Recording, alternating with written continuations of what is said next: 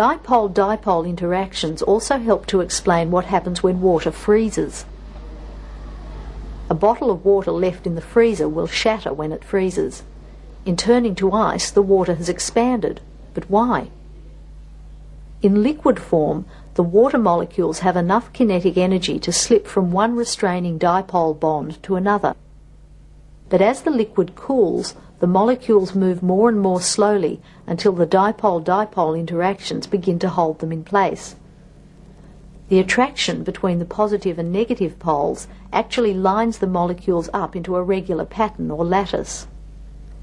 Once this happens, the water has begun to turn into a solid. The particles are still moving, but around a fixed position. For the positive and negative sides of the molecules to line up, the molecules are forced to spread out. So ice always takes up more space than the liquid water it formed from. The fact that water molecules have a more open structure in the solid than liquid state also explains why ice floats in water. It's around 10% less dense. When ice melts, heat energy from the surroundings is giving the molecules at the ice surface enough energy to break out of the lattice and begin to move in the freer liquid form. Notice that in these changes of state, the water molecules themselves are unaffected.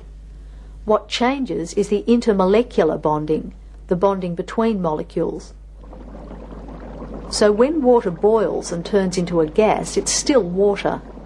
When water freezes, it's still water in a solid form. In fact, most substances can exist in these different states.